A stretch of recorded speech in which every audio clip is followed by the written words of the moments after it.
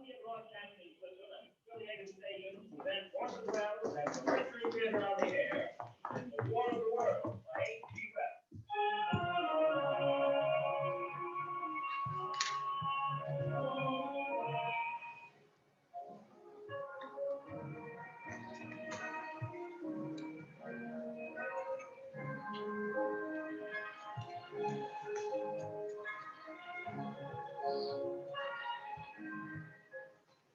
Ladies and gentlemen, the director of the Mercury Theatre and the star of these broadcasts, Orson Welles. We know now that in the early years of the 20th century, this world was being watched closely by intelligences greater than man's, and yet as mortal as his own. We know now that as human beings busied themselves about their various concerns, they were scrutinized and studied, perhaps almost as narrowly as a man with a microscope might scrutinize the transient creatures that swarm and multiply in a drop of water.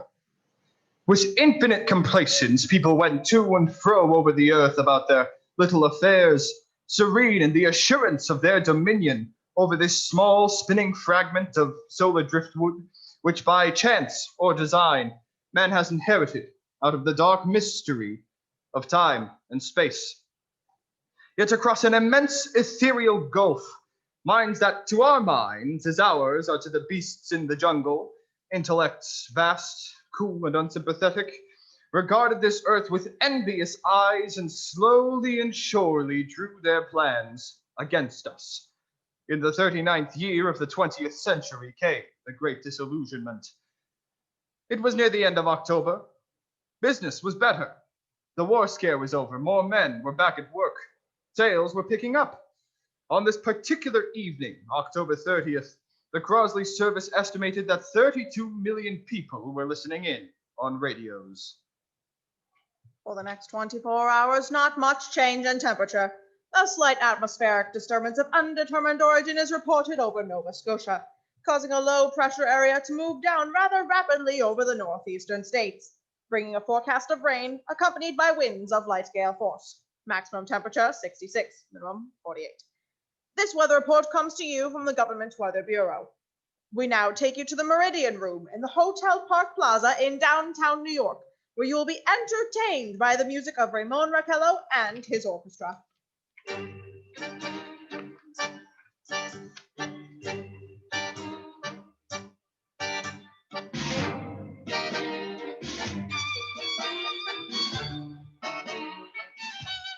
Good evening, ladies and gentlemen. From the Meridian Room in the Park Plaza in New York City, we bring you the music of Ramon Raquello and his orchestra, with a touch of the Spanish. Ramon Raquello leads off with La Comparsita.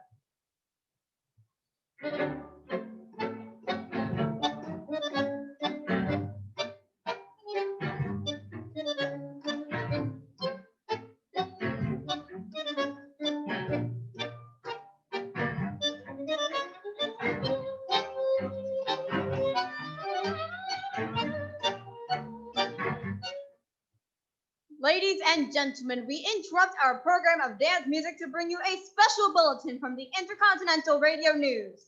At 20 minutes before 8 Central Time, Professor Farrell of the Mount Jennings Observatory, Chicago, Illinois, reports observing several explosions of incandescent gas occurring at regular intervals on the planet Mars. The spectroscope indicates the gas to be hydrogen and moving towards the Earth with enormous velocity. Professor Pearson of the observatory at Princeton confirms Farrell's observation and describes the phenomenon as, quote, like a jet of blue flame shot from a gun, unquote.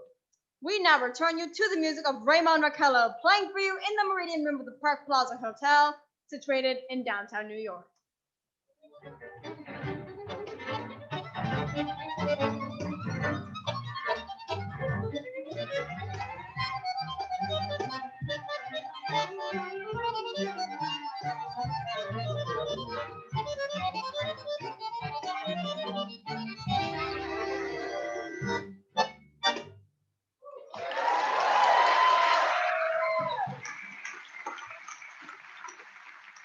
Now, a tune that never loses favor, the ever-popular Stardust, Ramon Raquello and his orchestra.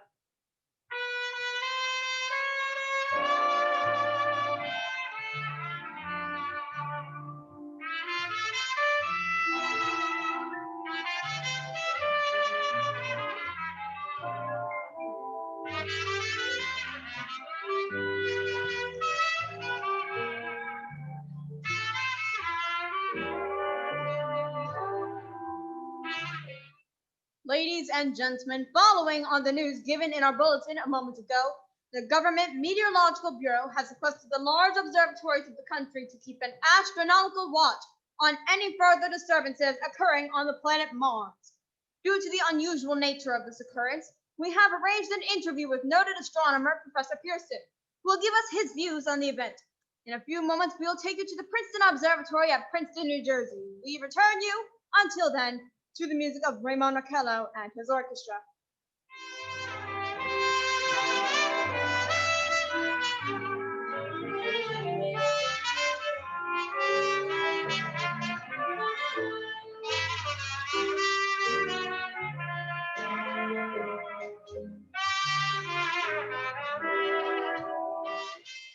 We are now ready to take you to the Princeton Observatory at Princeton, where Carl Phillips, our commentator, will interview Professor Richard Pearson, famous astronomer.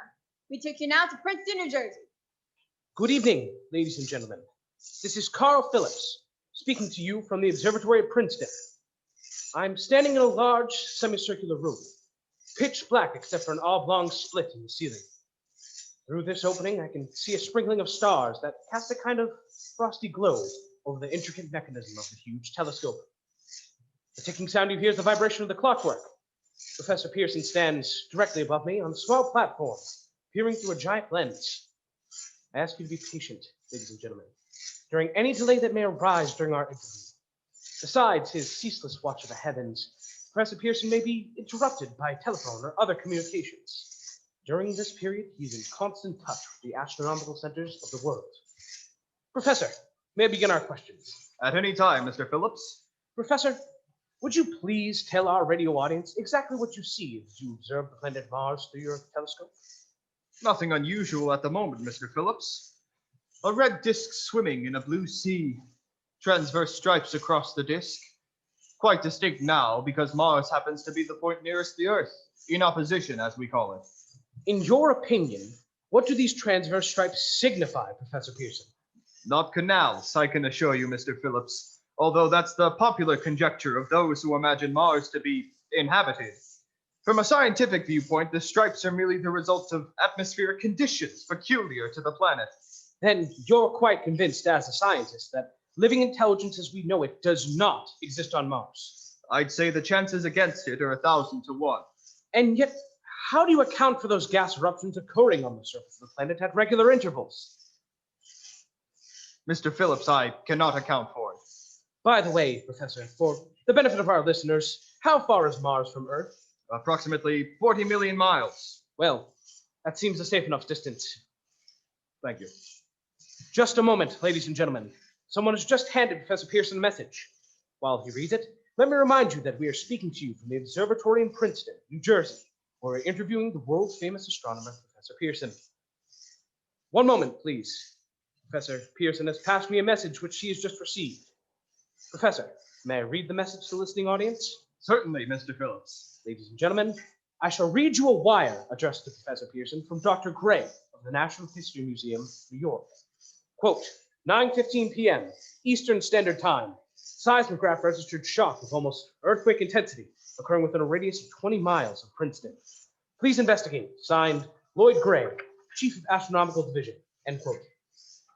Professor Pearson, could this occurrence possibly have something to do with the disturbances observed on the planet Mars? Hardly, Mr. Phillips. This is probably a meteorite of unusual size, and its arrival at this particular time is merely a coincidence. However, we shall conduct a search as soon as daylight permits. Thank you, Professor.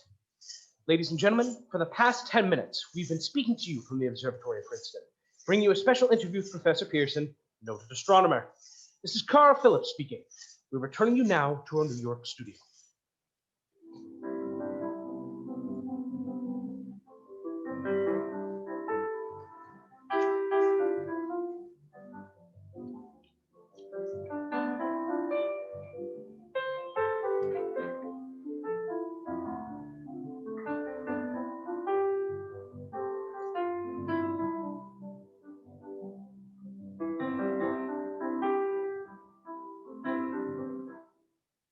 Ladies and gentlemen, here is the latest bulletin from the Intercontinental Radio News, Toronto, Canada. Professor Morse of McGill University reports observing a total of 3 explosions on the planet Mars between the hours of 7:45 p.m. and 9:20 p.m. Eastern Standard Time. This confirms earlier reports received from American observatories. And now near home comes a special announcement from Trenton, New Jersey. It is reported that at 8:50 p.m., a huge flaming object believed to be a meteorite fell on a farm in the neighborhood of Grover's Mill, New Jersey, 22 miles from Trenton. The flash in the sky was visible within a radius of several hundred miles, and the noise of the impact was heard as far north as Elizabeth. We have dispatched a special mobile unit to the scene, and we'll have our commentator, Carl Phillips, give you a word description as soon as he can reach there from Princeton. In the meantime, we take you to the Hotel Martinet in Brooklyn, where Bobby Millett and his orchestra are offering a program of dance music.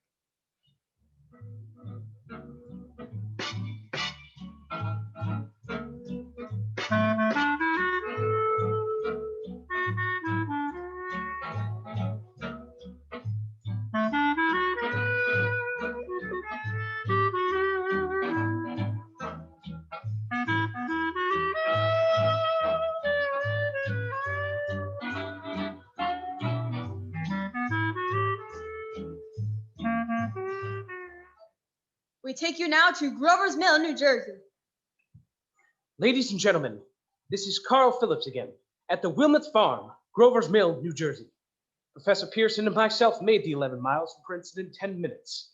Well, I hardly know where to begin to paint for you a word picture of the strange scene before my eyes, like something out of a modern Arabian Nights. Well, I just got here. I haven't had a chance to look around yet. I guess that's it. Yes, I guess that's the object directly in front of me, half buried in a vast pit. Must have struck with terrific force. The ground is covered with splinters of a tree. It must have struck on its way down. What I can see of the thing itself doesn't look very much like a meteor, at least not the meteors I've seen. It looks more like a huge cylinder. It has a diameter of, what would you say, Professor Pearson? What's that? What would you say, what is the diameter? About 30 yards. About 30 yards. The metal on the sheath is, well, I've never seen anything like it. The color is sort of yellowish white. Curious spectators are now pressing close to the object in spite of the efforts of the police to keep them back. They're getting in front of my line of vision. Would you mind standing to one side, please? One side there, one side. While the policemen are pushing the crowd back, here's Mr. Wilmoth, owner of the farm here. He may have some interesting facts to add. Mr. Wilmoth, would you please tell the radio audience as much as you remember of this rather unusual visitor that dropped in your backyard? Step closer, please. Ladies and gentlemen, this is Mr. Wilmoth. Well, I was listening to the radio. Closer and louder, please. Pardon me? Louder, please, and closer. Yes, sir. Well, I was listening to the radio and kind of drowsing. That professor fellow was talking about Mars, so I was half dozing and Yes, Mr. Wilmoth. Then what happened? as I was saying, I was listening to the radio, kind of halfway. Yes, Mr. Wilmoth, and then you saw something? Not first off. I heard something. And what did you hear? A hissing sound, like this. Kind of like a 4th of July rocket. Then what? Turned my head out the window and would have swore I was sleeping dreaming. Yes? I seen kind of a greenish streak and then bingo, something smacked the ground, knocked me clear out of my chair. Well, were you frightened, Mr. Wilmoth? Well, I ain't quite sure. I reckon I was kind of riled. Thank you, Mr. Wilmoth, thank you. Want me to tell you some more? No, that's quite all right, that's plenty. Ladies and gentlemen, you've just heard Mr. Wilmoth, owner of the farm where this thing has fallen. I wish I could convey the atmosphere, the background of this fantastic scene. Hundreds of cars are parked in a field in back of us. Police are trying to rope off the roadway leading to the farm, but it's no use. They're breaking right through. Cars' headlights throw an enormous spot on the pit, with the objects half buried. Some of the more daring souls are now venturing near the edge. Their silhouettes stand out against the metal sheen. One man wants to touch the thing. He's having an argument with the policeman. The policeman wins. Now, ladies and gentlemen, There's something I haven't mentioned in all this excitement, but now it's becoming more distinct. Perhaps you've caught it already on your radio. Listen. Do you hear it? It's a curious humming sound that seems to come from inside the object. I'll move the microphone nearer. Now we're not more than 25 feet away. You hear it now? Oh, Professor Pearson. Yes, Mr. Phillips. Can you tell us the meaning of that scraping noise inside the thing? Possibly the unequal cooling of its surface. I see. Do you still think it's a meteor, Professor? I don't know what to think. The metal casing is definitely extraterrestrial, not found on this Earth. Friction with the Earth's atmosphere usually tears holes in a meteorite. This thing is smooth and, as you can see, of cylindrical shape. Just a minute. Something's happening. Ladies and gentlemen, this is terrific.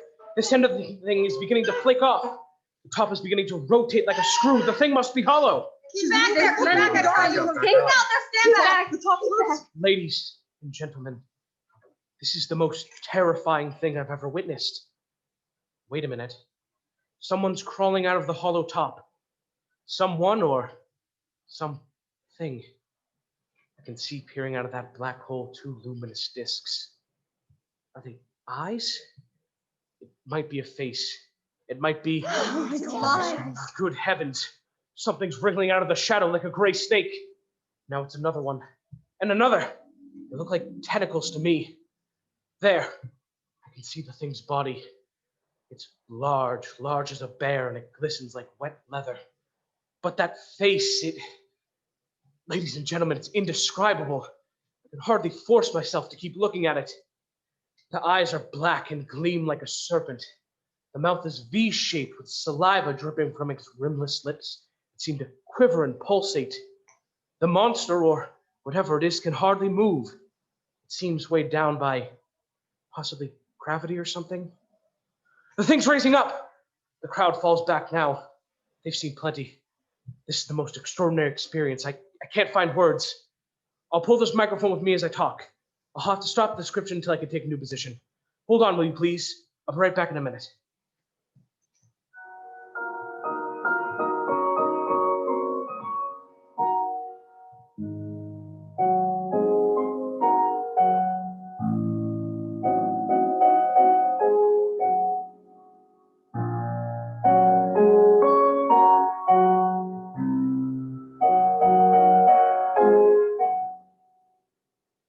We are bringing you an eyewitness account of what's happening on the Wilmoth Farm, Grover's Mill, New Jersey.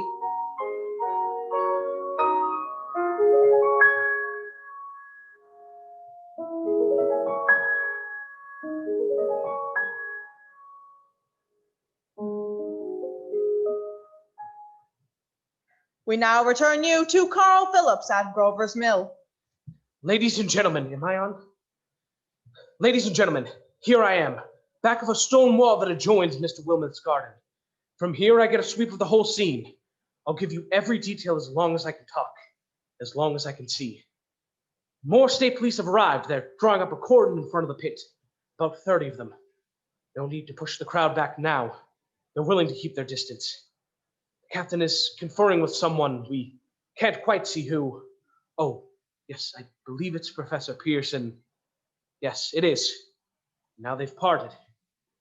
The professor moves around one side, studying the object, while the captain and 2 policemen advance with something in their hands. I can see it now. It's a white handkerchief tied to a pole. A flag of truce. If those creatures know what that means, what anything means. Wait, something's happening. A humped shape is rising out of the pit. I can make out a small beam of light against a mirror. What's that? There's a jet of flame springing from the mirror, and it leaps right at the advancing men. It strikes them head on. Good Lord, they're turning into flame! Now the whole field's caught fire. The woods, the barns, the gas tanks of automobiles. It's spreading everywhere. It's coming this way, about 20 yards to my right.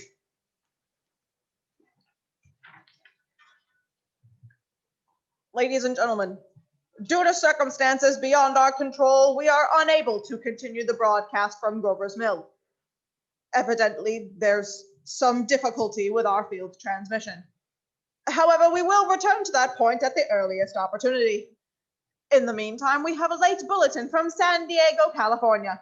Professor Indlefoffer, speaking at a dinner of the California Astronomical Society, expressed the opinion that the explosions on Mars are undoubtedly nothing more than severe volcanic disturbances on the surface of the planet. We now continue with our piano interlude.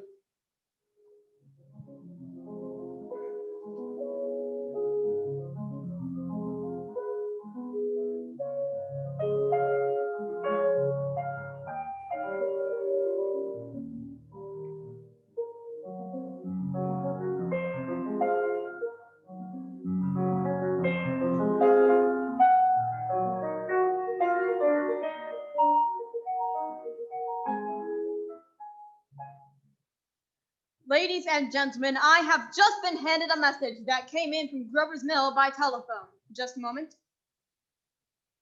At least 40 people, including 6 state troopers, lie dead in a field east of the village of Grover's Mill. Their bodies burned and distorted beyond all possible recognition. The next voice you hear will be that of Brigadier General Montgomery Smith, commander of the state militia at Trenton, New Jersey. I have been requested by the governor of New Jersey to place the counties of Mercer and Middlesex as far west as Princeton and east to Jamesburg under martial law.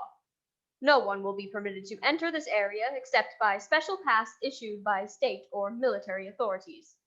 4 companies of state militia are proceeding from Trenton to Grover's Mill and will aid in the evacuation of homes within the range of military operations. Thank you. You have just been listening to General Montgomery Smith, commanding the state militia at Trenton. In the meantime, further details of the catastrophe at Grover's Mill are coming in. The strange creatures, after unleashing their deadly assault, crawled back into their pit and made no attempt to prevent the efforts of the firemen to recover the bodies and extinguish the fire. Combined fire departments of Mercer County are fighting the flames which menace the entire countryside. We've been unable to establish any contact with our mobile unit at Grover's Mill, but we hope to be able to return you there at the earliest possible moment.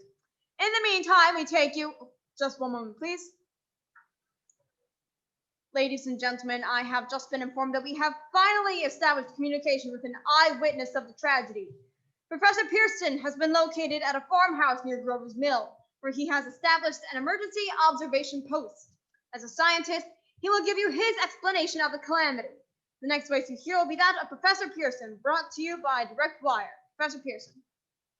Of the creatures in the rocket cylinder at Grover's Mill, I can give you no authoritative information, either as to their nature, their origin, or their purposes here on Earth. Of their destructive instrument, I might venture some conjectural explanation.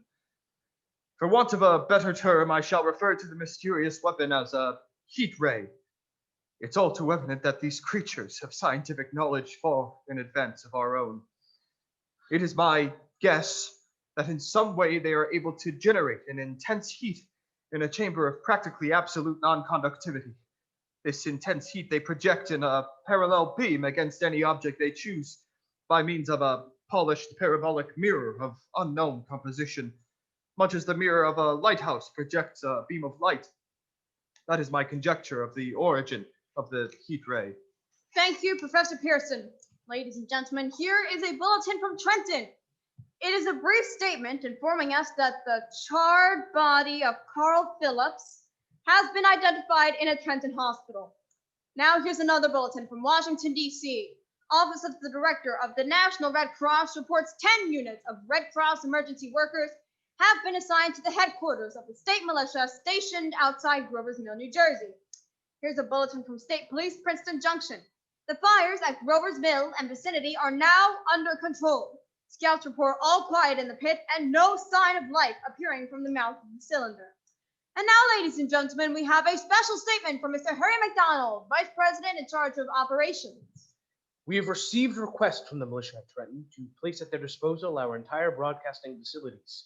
In view of the gravity of the situation and believing that radio has a responsibility to serve in the public interest at all times, we are turning over our facilities to the state militia at Trenton. We take you now to the field headquarters of the state militia near Grover's Mill, New Jersey. This is Captain Lansing of the Signal Corps, attached to the state militia, now engaged in military operations in the vicinity of Grover's Mill. Situation arising from the reported presence of certain individuals of unidentified nature is now under complete control. The cylindrical object, which lies in a pit directly below our position, is surrounded on all sides by 8 battalions of infantry, without heavy field pieces, but adequately armed with rifles and machine guns. All cause for alarm, if such cause ever existed, is now entirely unjustified. The things, whatever they are, do not even venture to poke their heads above the pit. I can see their hiding place plainly in the glare of the searchlights here. With all the reported resources, these creatures can scarcely stand up against heavy machine gun fire. Anyways, it's an interesting outing for the troops. I make out their khaki uniforms crossing back and forth in front of the lights. It looks almost like a real war. There appears to be some slight smoke in the woods bordering the Millstone River, probably fire started by campers. Well, we ought to see some action soon. One of the companies is deploying on the left flank. Quick thrust and it'll all be over. Now, wait a minute. I see something on top of the cylinder. No, it's nothing but a shadow. Now the troops are on the edge of the Wilmouth farm. 7,000 armed men closing in on an old metal tube. Wait, that wasn't a shadow. It's something moving. Solid metal, kind of a shield-like affair rising up out of the cylinder. It's going higher and higher. Why, it's standing on legs, actually rearing up on some sort of metal framework. Now it's reaching above the trees and the searchlights are on it. Hold on.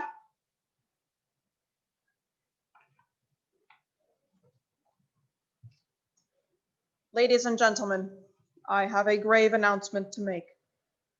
Incredible as it may seem, both the observations of science and the evidence of our eyes lead to the inescapable assumption that those strange beings who landed in the Jersey farmlands tonight are the vanguard of an invading army from the planet Mars. The battle which took place tonight at Grover's Mill has ended in one of the most startling defeats ever suffered by any army in modern times. 7,000 men armed with rifles and machine guns pitted against a single fighting machine of the invaders from Mars. 120 known survivors. The rest strewn over the battle area from Grover's Mill to Plainsboro, crushed and trampled to death under the metal feet of the monster, or burned to cinders by its heat ray. The monster is now in control of the middle section of New Jersey and has effectively cut the state through its center. Communication lines are down from Pennsylvania to the Atlantic Ocean.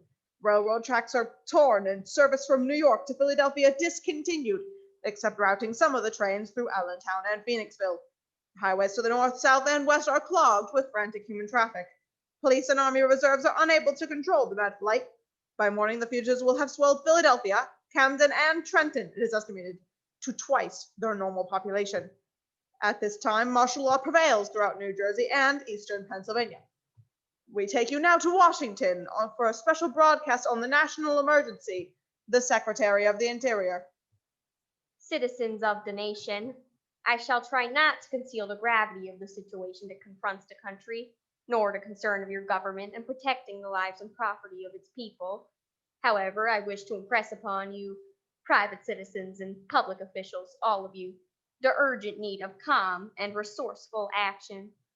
Fortunately, this formidable enemy is still confined to a comparatively small area, and we may place our faith in the military forces to keep them there. In the meantime, placing our faith in God, we must continue the performance of our duties, each and every one of us, so that we may confront this destructive adversary with a nation united, courageous, and consecrated to the preservation of human supremacy on this earth.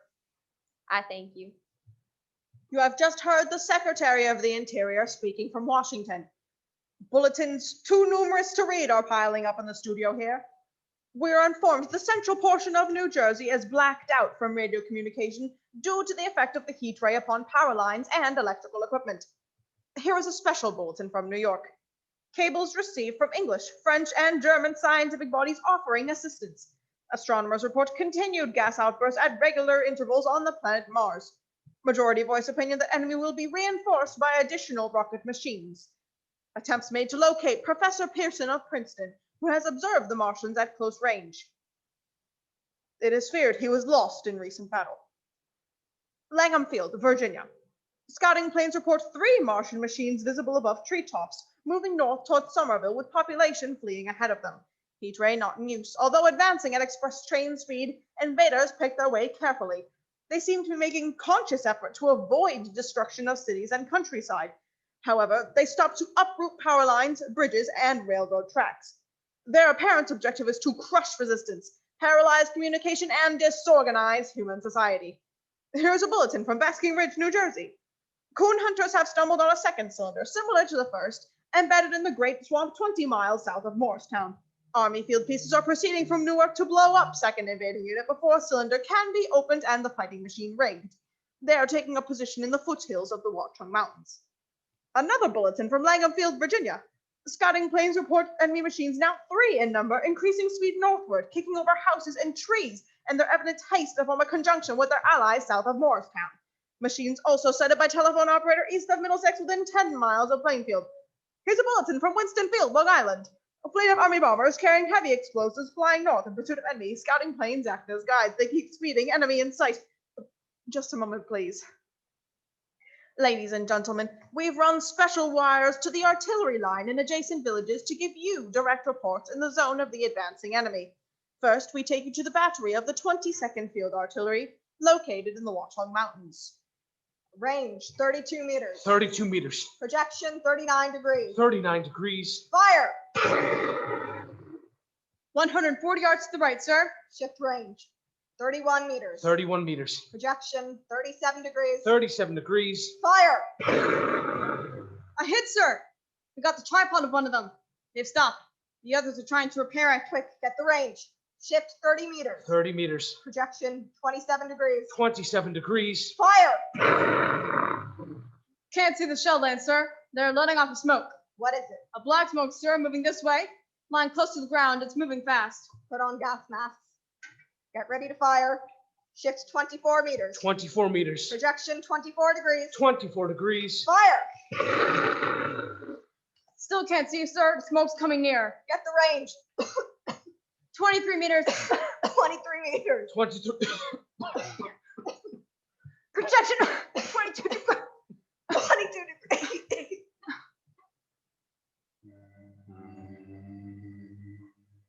Army bombing plane B-843 off Bayonne, New Jersey. Lieutenant Boat commanding 8 bombers, reporting to Commander Fairfax, Langham Field. This is Boat reporting to Commander Fairfax, Langham Field. Enemy tripod machines now in sight, reinforced by 3 machines from the Morristown cylinder, 6 altogether.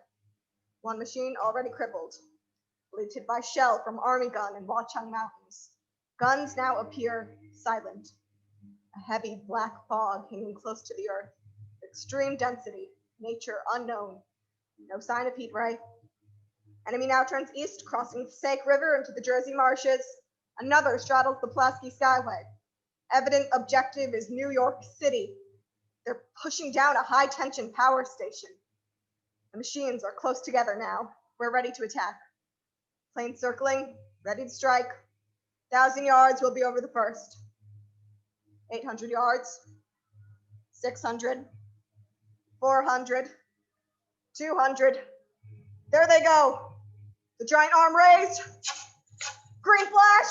They're spraying us with flame. 2,000 feet. Engines are giving out. No chance to release bombs. Only one thing left. Drop on them, plane and all. We're diving on the first one. Now the engine's gone. 8. This is Bayonne, New Jersey, calling Langham Field. This is Bayonne, New Jersey, calling Langham Field. Come in, please. This is Langham Field. Go ahead. 8 Army bombers in engagement with enemy tripod machines over Jersey Flats. Engines incapacitated by heat ray. All crashed. 1 enemy machine destroyed. Enemy now discharging heavy black smoke in direction of... This is Newark, New Jersey. This is Newark, New Jersey. Warning. Poisonous black smoke pouring in from Jersey marshes. Reaches South Street. Gas masks useless. Urge population to move into open spaces. Automobiles use route 7, 23, 24. Avoid congested areas. Smoke now spreading over Raymond Boulevard. 2X2L calling CQ. 2X2L calling CQ. 2X2L calling 8X3R. Come in, please. This is 8X3R coming back at 2X2L. House reception. House reception. Okay, please. Where are you, 8X3R? What's the matter? Where are you? I'm speaking from the roof of the broadcasting building, New York City. The bells you hear are ringing to warn the people to evacuate the city as the Martians approach. Estimated in the last 2 hours, 3 million people have moved out along the roads to the north. Hutchinson River Parkway still kept open for motor traffic. Avoid bridges to Long Island. Hopelessly jammed. All communication with Jersey Shore closed 10 minutes ago. No more defenses. Our army wiped out. Artillery, Air Force, everything wiped out. This may be the last broadcast. We'll stay here to the end. People are holding service below us in the cathedral. Now I look down to the harbor. All manner of boats, overloaded with fleeing population pulling out from docks. Streets are all jammed.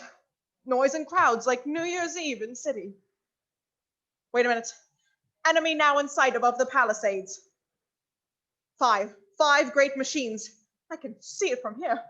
Wading the Hudson like a man wading through a brook. A bulletin's handed to me. Martian cylinders are falling all over the country. One outside Buffalo, one in Chicago. St. Louis seem to be timed and spaced. Now the first machine reaches the shore. He stands, watching, looking over the city. His steel cowlish head is even with the skyscrapers. He waits for the others. They rise like a line of new towers on the city's west side.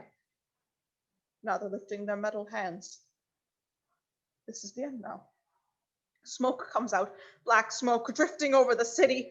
People in the streets see it now. They're running towards the East River, thousands of them, dropping in like rats. Now the smoke's spreading faster. It's reached Times Square. People are trying to run away from it, but it's no use. They're falling like flies. Now the smoke's crossing 6th Avenue. 5th Avenue. 100 yards away. It's 50 feet. 2X2L calling CQ. 2X2L calling CQ. 2X2L calling CQ. New York. Isn't there anyone on the air? Isn't there anyone on the air? Isn't there anyone? 2X2L. You are listening to a CBS presentation of Orson Welles and the Mercury Theatre on the Air, and an original dramatization of The War of the Worlds by H.G. Wells. The performance will continue after a brief intermission. This is the Columbia Broadcasting System.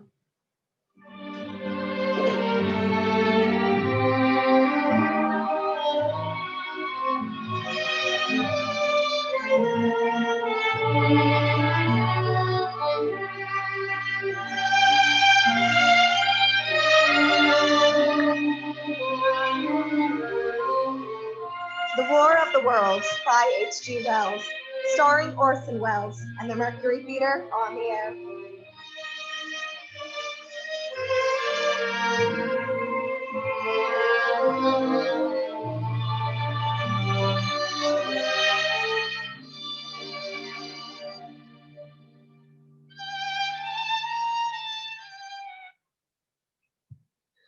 As I set down these notes on paper, I'm obsessed by the thought that I may be the last living man on Earth.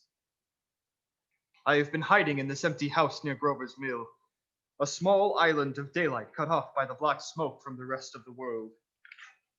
All that happened before the arrival of these monstrous creatures in the world now seems part of another life, a life that has no continuity with the present, furtive existence of the lonely derelict who pencils these words on the back of some astronomical notes bearing the signature of Richard Pearson. I look down at my blackened hands, my torn shoes, my tattered clothes, and I try to connect them with a professor who lives at Princeton, and who on the night of October 30th glimpsed through his telescope an orange splash of light on a distant planet. My wife, my colleagues, my students, my books, my observatory, my world. Where are they? Did they ever exist? Am I Richard Pearson? What day is it? Do days exist without calendars? Does time pass when there are no human hands left to wind the clocks? In writing down my daily life, I tell myself I shall preserve human history between the dark covers of this little book that was meant to record the movements of the stars. But to write, I must live, and to live, I must eat. I find moldy bread in the kitchen and an orange not too spoiled to swallow. I keep watch at the window.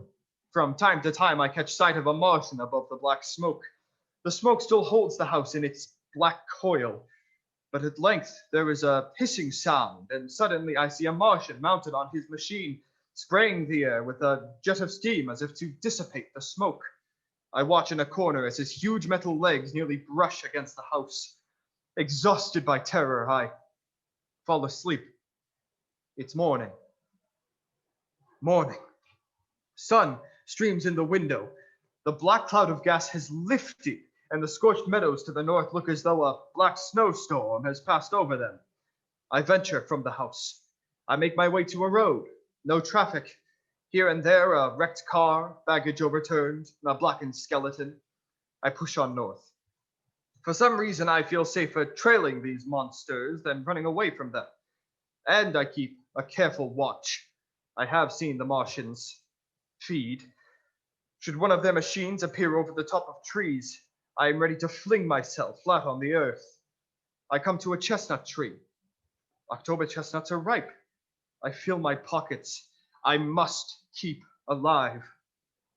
2 days, I wander in a vague northerly direction through a desolate world. Finally, I notice a living creature, a small red squirrel in a beech tree. I stare at him and wonder. He stares back at me. I believe at that moment the animal and I shared the same emotion. The joy of finding another living being. I push on north. I find dead cows in a brackish field. Beyond the charred ruins of a dairy, the silo remains standing guard over the wasteland like a lighthouse deserted by the sea. Astride the silo perches a weathercock. The arrow points north. Next day, I came to a city vaguely familiar in its contours, yet its buildings strangely dwarfed and leveled off, as if a giant had sliced off its highest towers with a capricious sweep of his hand. I reached the outskirts. I found Newark, undemolished but humbled by some whim of the advancing Martians.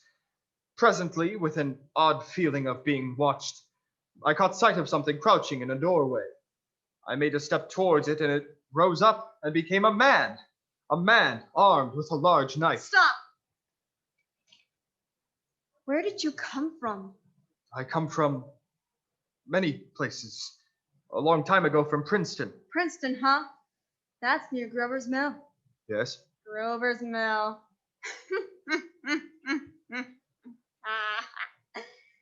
There's no food here. This is my country. All this end of town down to the river. There's only food for one. Which way are you going? I don't know. I guess I'm looking for people. What was that? Did you hear something just then? Only a bird. A live bird. You get to know that birds have shadows these days. Say, we're in the open here. Let's crawl into this doorway and talk. Have you seen any Martians? Nah, they've gone over to New York. At night, the sky is alive with their lights, just as if people are still living in it. By daylight, you can't see them. 5 days ago, a couple of them carried something big across the flats from the airport. I believe they're learning how to fly. Fly? Yeah, fly. Then it's all over with humanity. Stranger, there's still you and I. 2 of us left.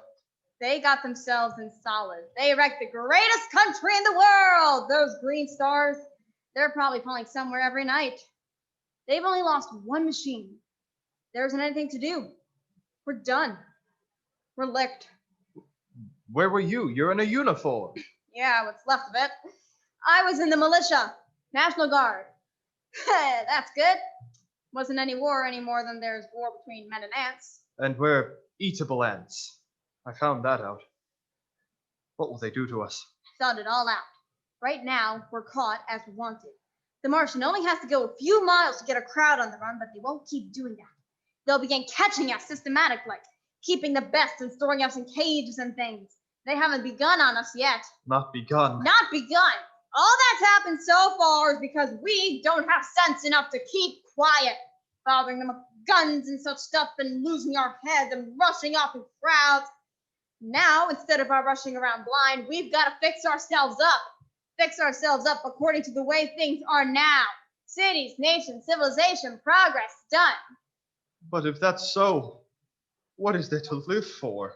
Well, there won't be any more concerts for a million years or so. No nice little dinners or restaurants. If it's amusing you're after, I guess the game is up. And what is there left? Life, that's what. I want to live. Yeah, and so do you. We're not going to be exterminated. And I don't mean to be caught either and tamed and fattened and bred like an ox. What are you going to do? I'm going on, right under their feet. I got a plan. We men as men are finished.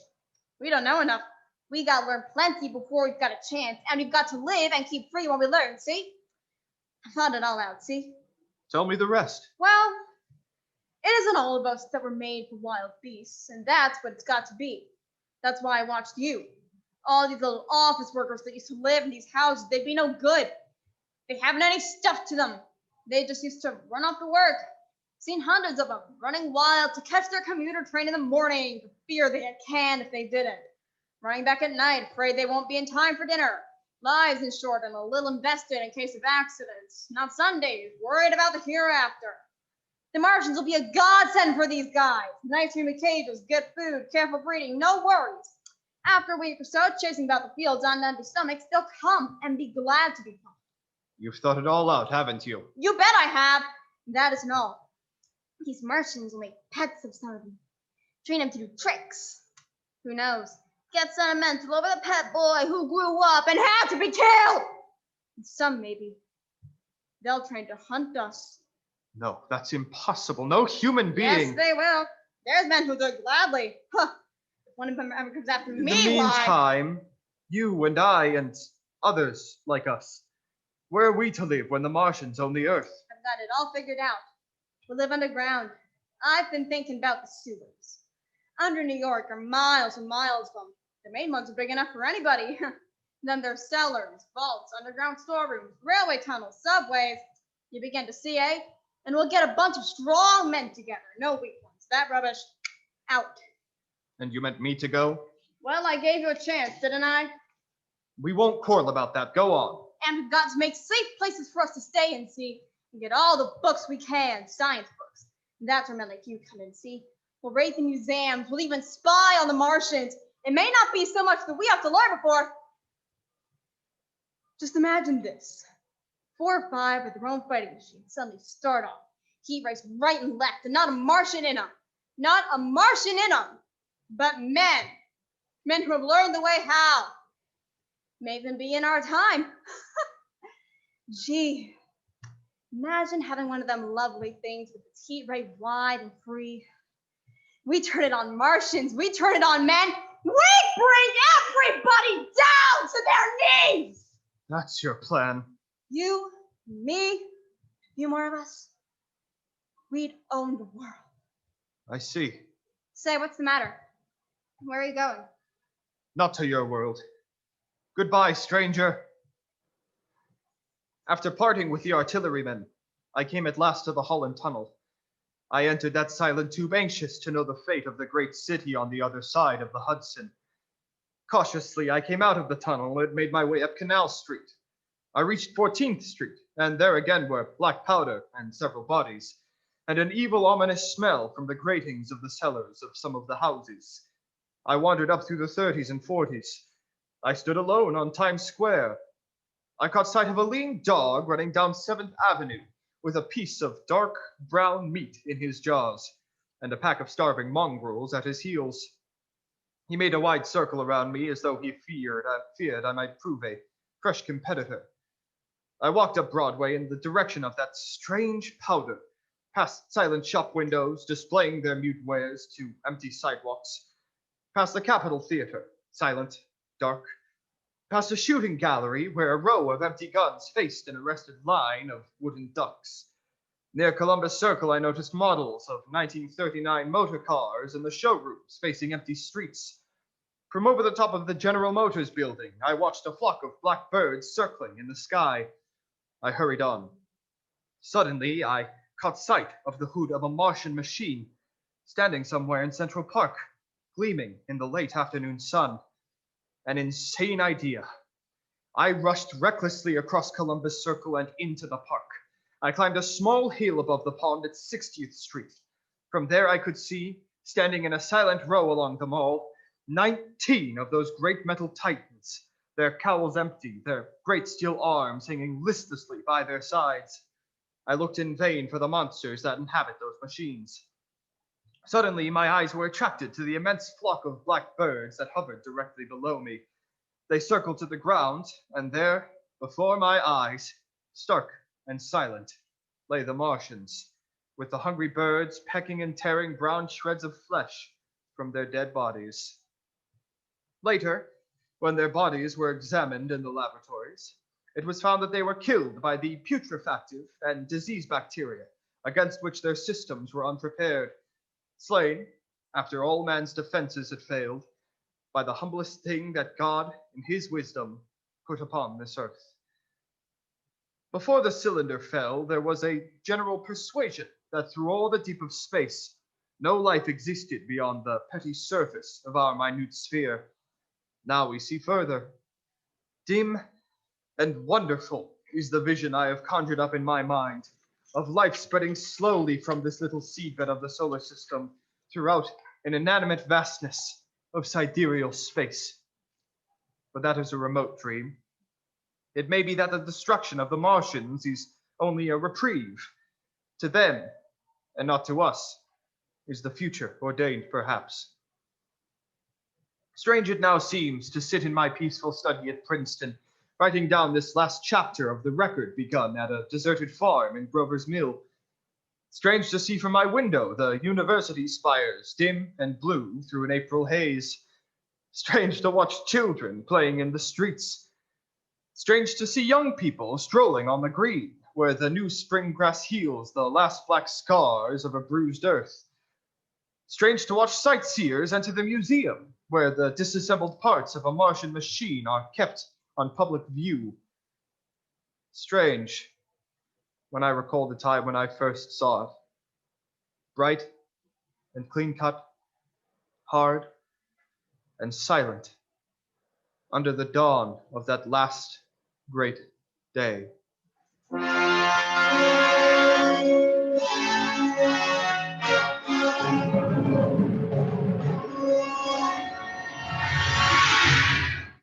This is Orson Welles, ladies and gentlemen, out of character to assure you that the War of the Worlds has no further significance than as the holiday offering it was intended to be. The Mercury Theatre's own radio version of dressing up in a sheet and jumping out of a bush and saying, boo. Starting now, we couldn't soap all your windows and steal all your garden gates by tomorrow night, so we did the best next thing. We annihilated the world before your very ears and utterly destroyed the CBS. You will be relieved, I hope, to learn that we didn't mean it, and that both institutions are still open for business. So goodbye, everybody, and remember the terrible lesson you learned tonight. That grinning, glowing, globular invader of your living room is an inhabitant of the pumpkin patch, and if your doorbell rings and nobody's there, that was no Martian, it's Halloween.